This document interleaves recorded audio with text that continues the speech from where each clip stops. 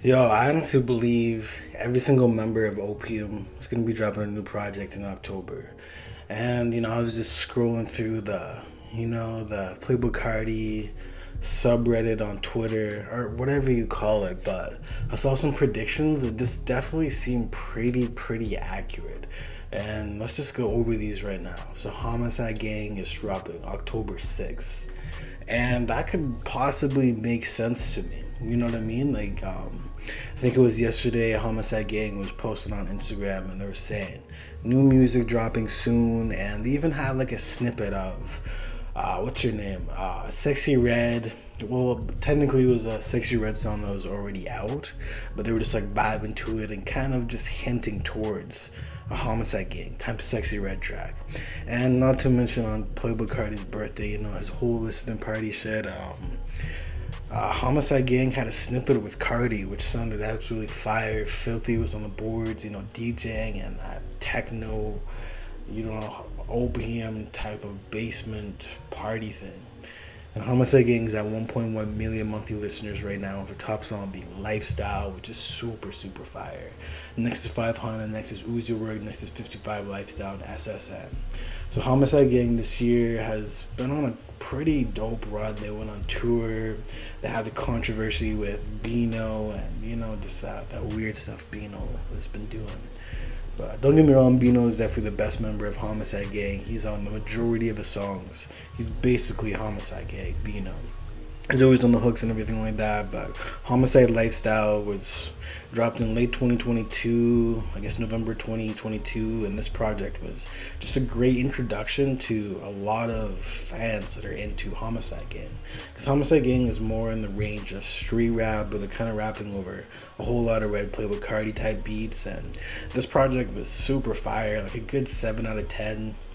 Literally no misses on this project, and the only reason I'm giving it like a 7 out of 10 in my opinion is just because it's kind of microwavable music, in the sense that it's very simple pocket, it's nothing too unique, and it's definitely tracks for like the moment. It's not really tracks that'll last years and years, you know what I mean? But this project was pretty fire, great introduction. And then they dropped Snot or Not in early 2023, April 27th, and this project is probably my top 5. At one point it was my favorite. Literally no misses. ADHD, Hard, Homicide Gang, Fire, Watson Deeds, TNT, C4N, Snot Shit Hard. Uzi Work, absolutely incredible. The beat on that is just flames. Literally no tracks are misses. They literally went 12 for 12, but I'd probably give this project like a 7.5, just because it's a little bit better than Homicide Lifestyle in the sense that it's a little bit less tracks and you can just kind of breeze through the project. But overall, it's just like microwavable music. So after listening to these songs over 20 times, I start to get kind of bored of it, you know what I mean? But I'm all in for them dropping another project this year. You know what I mean? Like, I think they should keep the momentum going. They keep building up their fan base, and they're all going on tour very soon. I think I should say down below. Yeah, they're starting on tour November 11th with Homicide Gang and Sid Shine, and then they're going on the whole Opium tour. So it makes sense they'll be dropping in October. And next on this list we have right here is Ken Carson, October 13th, The Great Chaos. And we've been waiting for Great Chaos since July 17th, since June, since he's been previewing the fire snippets. We got Paranoid to Destroy Lonely. That track leaked. It sounded really good. A lot of people were kind of pissed off that it wasn't the fast speed like the trend on TikTok. But Ken Carson's sitting at 4.6 million monthly listeners right now. His top song is Yelled and Freestyle 2, Rock and Roll. I Need You, and I Need You is an underrated track. It should have been a lead single to A Great Chaos in my opinion, but it just didn't really get the love it deserved. You know what I mean? And he's obviously going on tour November 19th with the whole Antagonist tour. So it would make sense that he drops, you know what I mean? But The Great Chaos had a really cool track list and everything, like Jennifer's Body and stuff like that. And people are really ready for Ken Carson's breakout project, The Great Chaos. And it just has, like that very interesting imagery, and I have a video coming out about that very soon. You know what I mean? But this is going to be a great great chaos, great drop, you know what I mean? And I'm like more than stoked for this Ken Carson project. Like we just been waiting so long. And it would just make sense that he drops the next week after Homicide Gang. And then Destroy Lonely is dropping October 20th. And this one some people may not agree with. And even just reading this tweet, I was reading carefully. I'm like, is Destroy Lonely going to drop another project? And I think he will, because It Looks to Kill was a good project. If we could have just had 14 to 15 songs, or even 13 songs instead of the 26, I think this project would have had way more love. You know what I mean? A lot of the songs sound the same, but the tracks that are good are amazing. How You Feel, great track. It Looks to Kill, great track.